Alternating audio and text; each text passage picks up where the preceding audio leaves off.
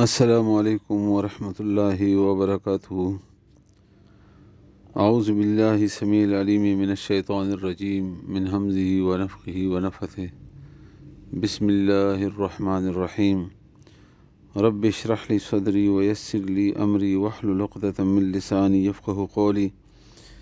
رب زدنی علما. انشاءاللہ نن به سورہ اعراف آیت نمبر یوسل او یایم بوایو 170 170 انشاءاللہ. الله تعالی دی وینا حق ادا کولو توفیق راکړي. الله دې موږ تاسو ټول په دې قرآن کریم باندې پوي کړي او الله دې موږ ته عمل کول په دې قرآن کریم باندې آسان کړي. آمین.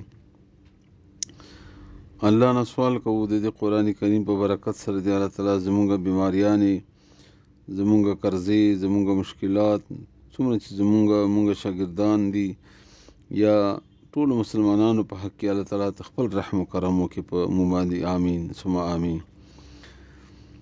دینا رستونی آیات کې الله تعالی د هغو خلکو ذکر وکړو چې هغه ناحلف او نالایق او بدقسمت او چې هغوی ته کتاب پاتې شو، په کتاب پوهېدل، کتاب یې ویلو خو پیسې پې اخیستې، غلطې فیصلې کوه، غلطې مسلې بیانوه او بیا به دام ویلی چې مونږ به الله معاف کی، خو چې کله به ورته موقع ملاو شو نو بیا به د دنیا اغسته د آخرت په مقابله کې. نو الله فرمایي آخرت خو ډېره لویه درجه ده او ډېره لویه ګټه ده او تاسو هغه د لویې ګټه د وړې او د ادناشي دپاره پرېښوده. به هر حال الله فرمایي چې خو خلکو دپاره آخرت دا ډېر بهترین ځای دی، خو چې د الله نه یریدونکي وي، د الله د یرې ګناه پرېږدي. اوس الله تعالی د دې په مقابله کې د هغو خلکو ذکر کوي چې کم نیکان وي، که ډېر هم بد خلک وي په قومونو کې نو نیکان خلک هم پکې موجود وي. او دلته سوال هم راځي چې کله به حیثیت قوم فیصله کیږي یا به حیثیت قوم خلکو ته بد ویل کیږي نو بیا په هغه کې د نیک سړي باره کې سوال پیدا کیږي چې یاره د ده به څه کیږي یا دا به بیا څنګه چل شي. نو الله فرمایي چې هغه خلک چې په دې کې نیکان دي د هغوی اجر نه ضایع کوم، زه هغوی ته خپل اجر ملاویږي.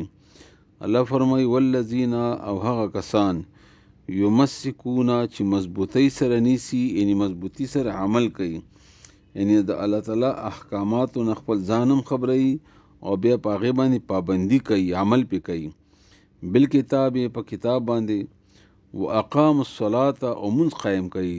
اقامت الصلاة هم دا هم ډیره ضروري خبره ده، ځکه چې مونږ خو په ورځ کې 5 وخته زمونږ خبره کشي شریعت کې، نو 5 وخته منځونه دي.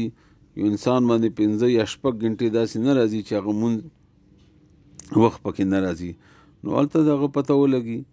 خو هلته خبره الله تعالی د اقامت صلات کوي. اقامت مطلب دا دی چې مونږ په خپل سره د ټولو شرایطو کې پوره کوي، چې هغه د هغې شرایط دي او که هغه خشوع و خضوع ده او که هغه اودس ده او که هغه د قبلې اهتمام دی او همدغه رنګې د سړو دپاره د جمع اهتمام، د جماعت اهتمام، دا ټول په اقامت صلات کې راځي. نو کتاب باندې مضبوطی سره عمل کوي او مونځ هم په پابندي سره کوي. نو الله فرمایي چې انا بشکه مونږ چې یو لا نضیع نه ضایع کوو اجر المصلحین، بدل د نیکي کوونکو، نیکو خلکو د نیکي کوونکو اجر نه ضایع کوو، دوی ته به مونږ خپله بدله خپل اجر به ورکوو. او بیا دا هم خبره ده چې کله انسان په بدۍ کې نیک عمل کوي یا دنیا ټوله بدو طرف ته روان وي ته نیک طرف ته روان وي، نو دا خو ډېر ګران مزل وي، د دې بیا ډېر اجرونه دي، ډېر زیات اجرونه دي. که تاسو یو داسې غټ جومات کې ګیر شئ یا چېرته حرم کې منصب شوي وي، الله تعالی دې موږ تاسو بیا نصیب وکړي پکې. نو حرم کې چې کله جمع وشي بهر وځي نو په هغه وخت کې چې څوک راننوځي نو تقریبا مشکل نه ناممکن وي راننوتلی، ځکه چې ټول خلک یو طرف ته روان وي، ته پکې الټه روان یې، نو دا مزل ډېر ګران وي، دا مزل اسانې سره کیږي نه. چې داسې خلک وي چې ماحول خراب وي او ملایان د کتاب ویونکي د کتاب، پړاونکي د کتاب، مسلې کوونکي د کتاب، دا داسې خلک وي چې پیسو دپاره کوي او ته پکې یو نیکه خبره کوي یا صحیح خبره کوي یا د الله کتاب باندې فیصله کوي او مونځ په پابندۍ سره کوي، نو داسې سړي دپاره خو عمل او ژوند تېرول ډېر ګران وي.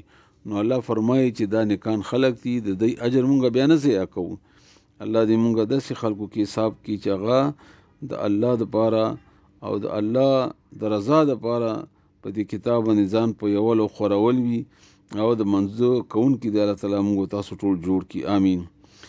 والذین او هغه کسان یمسکون چې مضبوطی سره نیولې دي بالکتاب په کتاب باندې یعنی عمل کوي په مضبوطی سره په کتاب باندې واقاموا الصلاة او قائم کوي من ان بشک مونږه لا نضيع نزع کو اجر المصلحین اجر د اصلاح کوونکو